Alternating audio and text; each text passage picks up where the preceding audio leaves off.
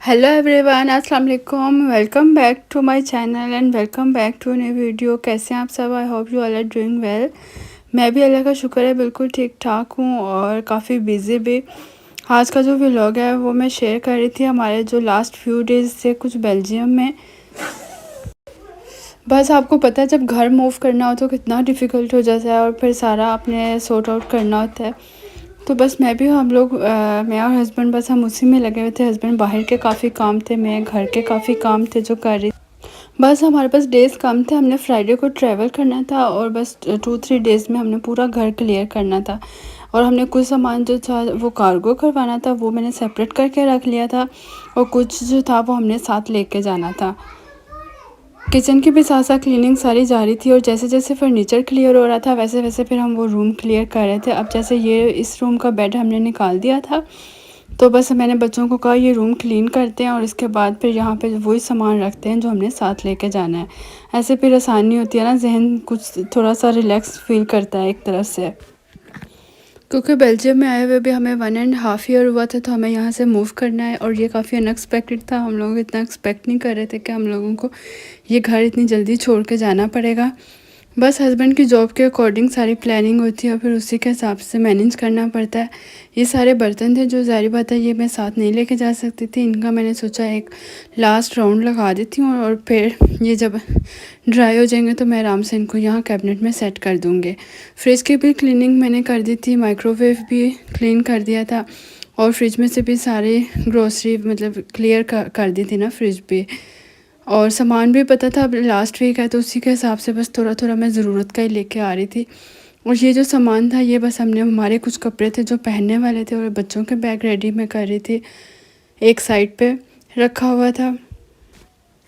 वैसे तो मुझे अब काफ़ी प्रैक्टिस हो गई है एक जगह से दूसरी जगह मूव करने की, लेकिन फिर भी जब भी मूव करना होता है ना इतना मेंटली स्ट्रेस होता है और इस पर स्ट्रेस की लेवल कुछ ज़्यादा ही था।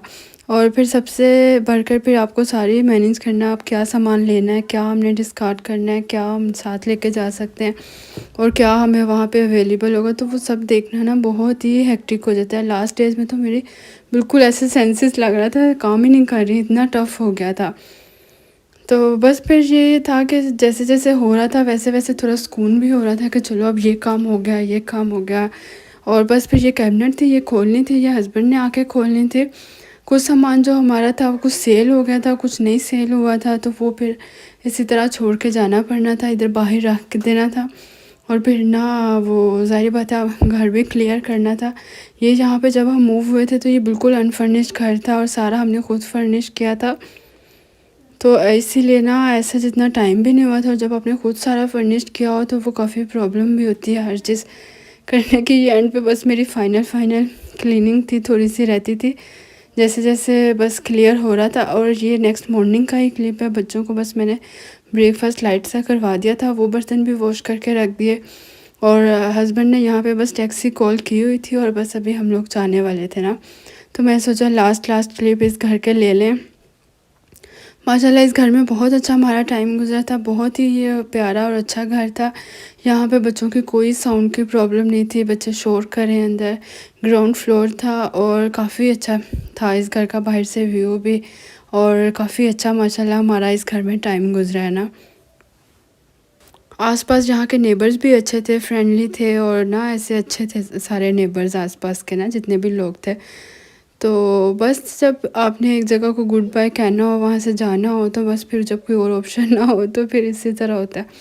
अभी बस हम लोग निकल आए थे, टैक्सी आ गई थी, बस सारा सामान वगैरह रखा है, मैं और बच्चे बैठे हैं। तो मैं बच्चों को यहाँ पे कह रही थी कि बेल्जियम को गुड बाय कह दो ना। तो बच्चे भी थोड़ा हैप्पी, एक तरफ हैप्पी थे कि इन्होंने नए घर जा रहे हैं, थोड़ा एक्साइटेड भी थे। दूसरी तरफ सारी बात है इनके भी यहाँ स्कूल में फ्रेंड्स वगैरह बने थे, उनके लिए थोड़ा ये सैड भी थे। टीचर इनको इतनी अपनी फ्रेंडली नहीं मिली थी यहाँ पे, तो टीचर से ये थे कि हमने टीचर नहीं अच्छी मिली ना यहाँ पे। तो खैर अभी बस आगे देखते हैं, अब आगे बच्चों की स्कूलिंग। यहाँ पे मैं काफ़ी सैड फील कर रही थी, बस मिक्स सी फीलिंग हो रही थी। और बस हमने फिर अपनी ट्रेन ले ली थी और यहाँ पे बच्चों का खाना पीना भी स्टार्ट हो गया था, क्योंकि हमारी ना 6 आवर की थी ये ट्रेन। और यहाँ पे हमारे साथ एक इंसिडेंट भी हो गया था, वो मैं अभी आपको बताती हूँ। हम लोगों ने एक्चुअली अपने सिटी नामूर से लेनी थी ब्रसल की तक की ट्रेन, और ब्रसल नोट पे हमने वहाँ पे उतरना था और वहाँ से हमने नेक्स्ट ट्रेन लेनी थी रोटरडैम के लिए ना। तो वहाँ पे ऐसे हो गया बाय चांस के ना काफ़ी अनएक्सपेक्टेड था कि मैं बच्चों ने यानी बच्चों को हमने ट्रेन में चढ़ाया, मैं हुई हूँ, सब हस्बैंड ने सामान किया, उतनी देर में ट्रेन के ना उन्होंने डोर लॉक कर दिया। एक बैग था वो पीछे रह गया, हस्बैंड उसको लेने के लिए पीछे गए तो वो हस्बैंड की ट्रेन मिस हो गई।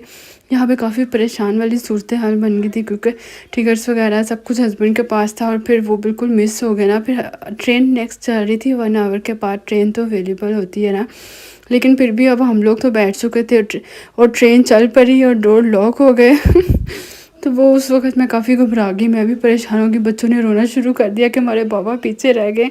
लेकिन खैर नेट पे फिर हस्बैंड से कनेक्ट किया, उन्होंने मुझे बता दिया कि कोई बात नहीं, मैं अभी एक और ट्रेन है तो मैं ना 1 आवर के बाद एक और ट्रेन लेके तो उस स्टॉप पे उतर के तो आप बच्चों के साथ वहाँ वेट करना, तो मैं आ जाऊँगा ना।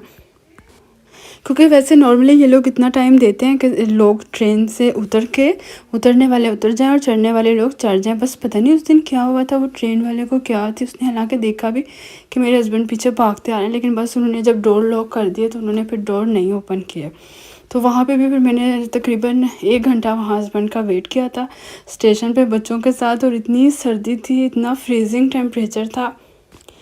बस फिर नेक्स्ट ट्रेन पे हस्बैंड आए हैं तो बस उन्होंने हमें ज्वाइन किया, वहाँ से हमने फिर आगे जो हमारा टाउन था जहाँ पे हमने आना था उसकी फिर हमने ट्रेन ली, और फिर वो भी 3 आवर्स की थी। और फिर शुक्र है थोड़ा सा सुकून हुआ कि चलो अब हस्बैंड साथ हैं, अब तो चलो आगे अच्छा ही होगा। बस फिर हम लोग उस लास्ट ट्रेन में बैठे थे और फिर टैक्सी ली और फिर हम लोग घर आ गए थे। बच्चे बहुत ज़्यादा थक गए थे और यहाँ का इतना ज़्यादा फ्रीजिंग टेम्परेचर है नमूर से कहीं ज़्यादा ना, और यहाँ की सर्दी तो ऐसे लग रहा था बस हड्डियों तक चली गई है ना, इतना फ्रीजिंग था। सुबह तो बल्कि स्नो भी हुई हुई थी।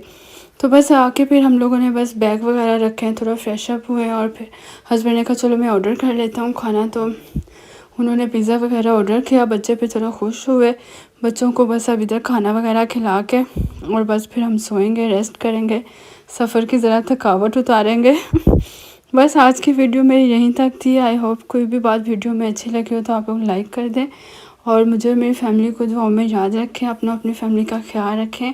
Take care. अल्लाह हाफिज़।